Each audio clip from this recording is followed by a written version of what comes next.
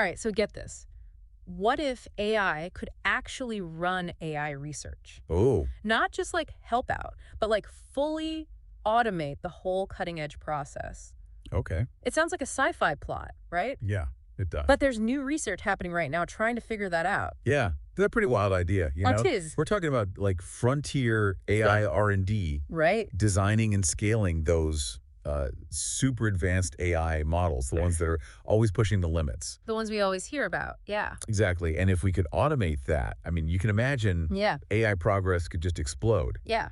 But there are definitely some pretty big risks involved too. Right. Like you have to wonder what happens to us human researchers in that kind of scenario, right? That's the question. And that's where this benchmark called R bench comes in. Okay. They've designed it to compare AI agents head to head with human experts And on actual research tasks. Oh, true. Not textbook stuff, but the real deal. The thinking is if AI can't perform as well as humans, given the same time and tools, it's unlikely to like fully automate them anytime soon, right? Yeah, it's like a snapshot of where things stand right now. You know, Right. this doesn't mean AI can't surpass humans eventually, Right. but it gives us a good idea of how things are looking right now at this moment in time. So it's a benchmark, it's like a measuring stick. Exactly. Okay, so let's get into some of the tasks. All right. Our bench has 7, and they get pretty wild. Okay. One is called optimizing a kernel. Okay. AI has to write code in this crazy language called Triton Frightened. to make a specific calculation run as fast as possible on a GPU. Uh-huh. It's like a speed test for coding skills, but with a language most people have never even heard of. Right. And they didn't just grab any random people for the human side of this. No. They got actual experts in these fields, Yeah. people with years of experience to try these tasks under the same conditions as the AI. So like a real head-to-head. It was a serious competition. I like it. There's another one called scaling law experiment. Yeah. Where you have to predict how a massive AI model will perform, but you can only run tiny experiments. So it's like you're trying to figure out what an elephant looks like based on just an ant. Yeah, exactly. I get it. That's a good analogy. That one really requires a deep understanding of how AI scales, like how it behaves as it gets larger. Yeah. It's not just number crunching. It's about understanding the fundamental principles. And then there's fix embedding, which is like an AI detective story. Oh, that's interesting. A model is corrupted, Hmm. and the AI has to figure out what went wrong and fix it. It's like kind of makes you wonder if AI is better at debugging itself than we are. Yeah. It's interesting because this task requires a different kind of problem solving. Yeah. Right. It's less about like brute force calculation Yeah. and more about diagnosing and understanding like a complex system. Okay, so what happened when they ran this whole thing? Yeah. What happened? Get this. The AI was actually beating average human performance on most of the tasks after just 2 hours, 2 hours. That's impressive.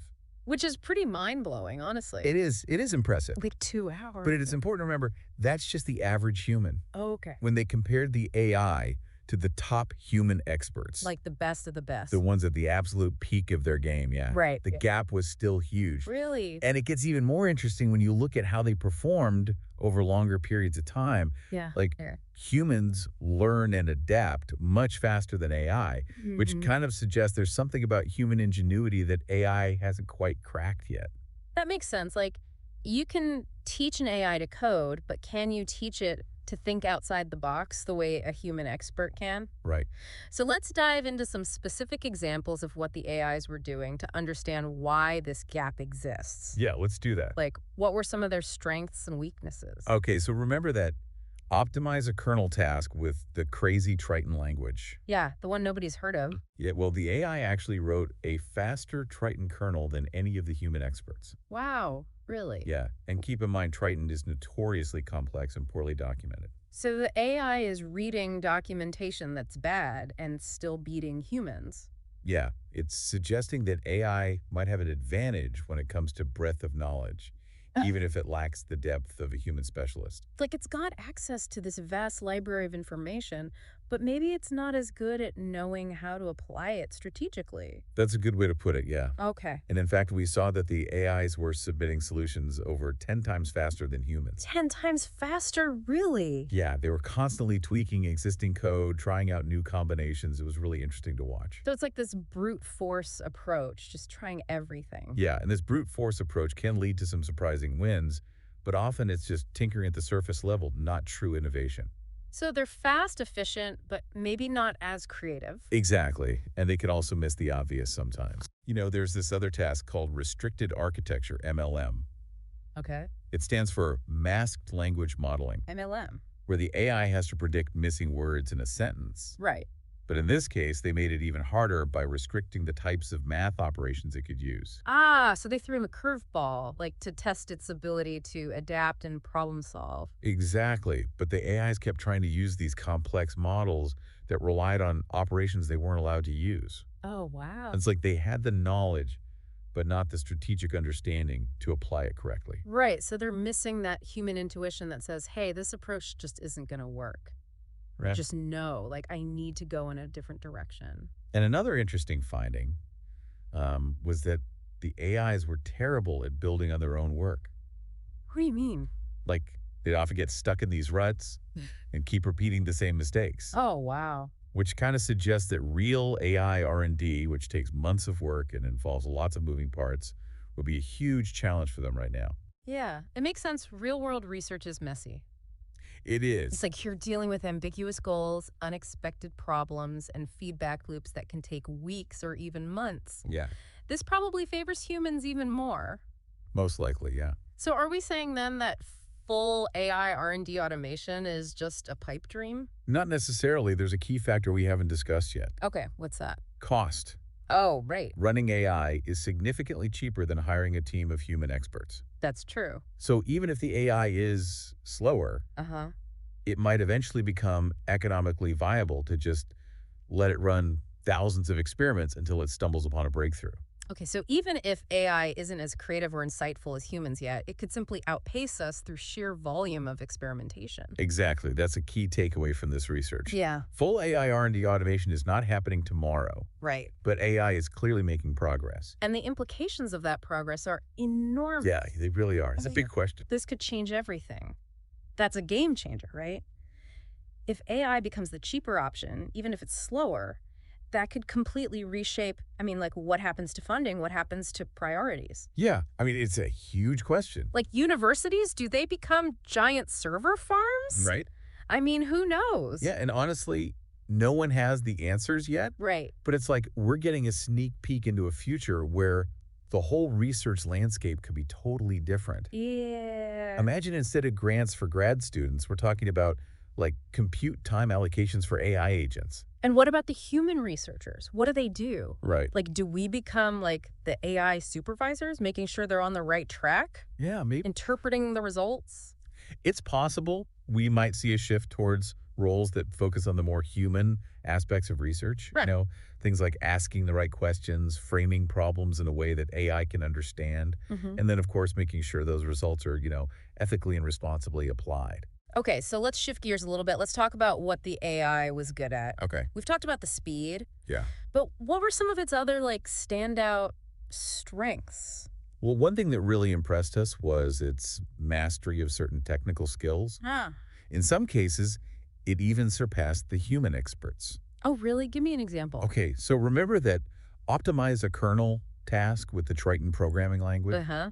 The crazy one. Yeah, well, the AI had to write this piece of code to make a specific calculation run as fast as possible on a GPU. Right. And this requires a deep understanding of how GPUs work, like at a hardware level. Yeah. And the AI not only wrote a working kernel, it actually outperformed many of the human experts Wow. who had years of experience in this really specific area. So it's like for those hyper specialized tasks, maybe AI has a real advantage. Yeah, that's what the data suggests. Huh. It makes sense when you think about it. Tasks that involve a lot of repetitive experimentation, data analysis, Right. code optimization. These are all areas where AI's speed, accuracy, and that tireless work ethic could give it a real edge. So does that mean human researchers are out of a job? Oh, I wouldn't say that, not anytime soon at least. Okay. Remember, AI still struggles with things like high-level reasoning, Mhm. creativity, that kind of out-of-the-box problem solving that leads to those truly groundbreaking discoveries. Yeah. Those are still very human It's skills. not about AI versus humans, right? No, not at all. It's more like AI and humans working together. Exactly. Think of it as a partnership Okay. where AI handles the heavy lifting, Uh-huh. like the repetitive tasks, data crunching, Right. while humans focus on the big picture, Yeah. asking the right questions, designing the experiments, Okay. interpreting the results in a meaningful way. Division of labor, each playing to their strengths. Yeah, that's a great way to put it. I like that. And that kind of collaboration is already happening in a lot of fields. Yeah. AI is being used to accelerate drug discovery, analyze astronomical data, develop new materials. It's becoming an indispensable tool in research across a wide range of disciplines. Yeah, I mean, we're already seeing it. So, this conversation about AI, automating AI research, it's not just theoretical. Yeah, It's a glimpse into a future that might be closer than we think. exactly. And as AI gets more sophisticated, more autonomous, it's more important than ever Mhm. that it's developed and used responsibly. Yeah. Research like already benched, this is crucial. Right. It helps inform policy decisions. Okay. Make sure that AI is aligned with, human values and goals. Yeah, it's a balancing act, isn't it? It is. Embracing the potential, Yeah, but also making sure it's ethical, absolutely. that it benefits everyone. A big challenge. Okay, so let's go back to the research itself. Okay. Strengths, weaknesses, we talked about all that, but what were some of those specific findings that really made you stop and think? One of the most interesting things we saw was AI's tendency to favor quantity over quality. We talked about the AIs submitting solutions much faster than humans, right? Yeah, 10 times faster. Well, it turns out that rapid fire approach often led them to get stuck in what we call local optima. What's that? It means they found solutions that were good, but not great. They were so focused on exploring every possible avenue that they sometimes missed the forest for the trees. Like those friends who binge watch a whole TV series in a day but can't remember any of the details? Uh-huh, that's a great analogy. Like they get through it quickly, but did they really understand it? Exactly, and that highlights the importance of human intuition and experience. Right.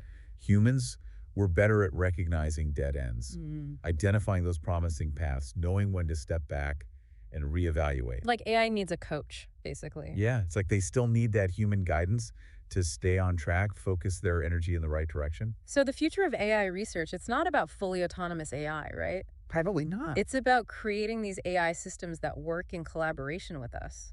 Yeah, that seems more likely. Like we bring the wisdom, they bring the speed, the processing power. Precisely. Creating a synergy where AI can augment and amplify what we can do, allowing us to achieve things that neither could do alone. It's not machines taking over, it's humans and machines working together Exactly. to push the boundaries. Yeah, I think that's a future worth striving for. Now, we talked a lot about problem solving, but what about learning and adapting? How does AI stack up against humans in those areas? That's a great question, and it's an area where we saw some really interesting differences between AI and human experts. One of the key findings was that. One of the key findings was that the AIs were much worse at building on their own work. Okay. They would often get stuck in a rut, Uh-huh. repeating the same mistakes over and over, Yeah, that makes sense. which isn't that surprising. I Right. mean, humans, we have this ability to step back, Right. reflect on what's not working, and Yeah. try something totally different. Yeah, like scrap it and start over. Exactly. AI, at least for now, Yeah. is much more likely to just keep banging its head against the wall, so to speak. It's like they don't have that metacognitive ability, right? That Yeah. awareness of their own thinking process. Exactly. They can't like step back and say, okay, this isn't working. I need a new strategy. And that's crucial for real world research, where Yeah. you're constantly running into these unexpected Yeah, challenges. it's never straightforward. Exactly. And you need to be able to adjust on the fly. Right. And humans, we have a natural advantage there. It makes me wonder, like, are there certain qualities of human intelligence that AI might just never be able to replicate? It's a good question. Like that spark of creativity, Yeah, the ability to see connections that others miss, right. to have that aha It's moment? aha moment. Yeah. That leads to a real breakthrough. That's a question philosophers and scientists have been debating for centuries, Yeah, What it's makes us uniquely human? Is it our consciousness, our emotions, our yeah. ability to understand the world in this subjective way? Right, right. These are all things that AI has yet to show, at least not in any meaningful way. And think about those R bench tasks, right? Yeah, Some of them required a level of ingenuity, they did. out of the box thinking. For sure. It's hard to imagine an AI doing that right now. Absolutely. Remember that task where the AI had to fix the corrupted model? Yeah. The solution was really clever. It involved this workaround, Okay. using a smaller working model as a kind of scaffold. Uh-huh. It was elegant, but it required this deep understanding of the underlying principles of AI. Yeah. It wasn't just brute force. So AI needs to develop that ability to have an epiphany, to Yes. make those intuitive leaps Right. that often drive scientific progress. Exactly. And that's something we haven't figured out how to program. It's like that intangible element of human intelligence, right? Yeah. It's what allows us to connect those seemingly disparate ideas, Right. to see the patterns. Exactly. Come up with those groundbreaking solutions. It's hard to pin down. But who knows? Maybe someday AI will surprise us. Maybe. Yeah. Maybe it'll develop those higher order cognitive abilities that we think are unique to humans. It's definitely possible. I mean, look how far AI has come in just the last few years. Right. It's surpassing human capabilities in so many areas already. Yeah, that's true. So I don't think we should underestimate its potential. I guess we'll have to wait and see. Yeah. But in the meantime, we have a responsibility to make sure that AI is developed and used in a way that benefits humanity. Right? Absolutely. We need to be mindful of the risks, both short-term and long-term. For sure. We need to have these open and honest conversations Yep. about what it means for AI to become more sophisticated, more autonomous, and we need to work together to develop safeguards, Right. regulations that promote responsible AI development. Yeah, it's a big task, but it's important. It is. We can't afford to ignore it. The future of AI is up to us. It really is. So, as we wrap up this deep dive into the world of AI research, the potential for automation, Yeah. what's the one key takeaway you want listeners to remember? I think the most important message is this. AI is a powerful tool, Okay. but it's still just a tool. The future of AI is not set in stone. Okay. It's something we're actively shaping. We're not just passive observers. Exactly. You had a choice. We have the power to guide AI's development, Yeah. in a direction that aligns with our values. Right. That leads to a future where AI and humans could exist and collaborate. To make a better world. Exactly. A future where AI augments our capabilities, Yeah. expands our horizons, Uh-huh. and helps us solve some of the biggest challenges we're facing. That's a future worth striving for. I'm glad we had this conversation. Me too. Thanks for taking this deep dive with us.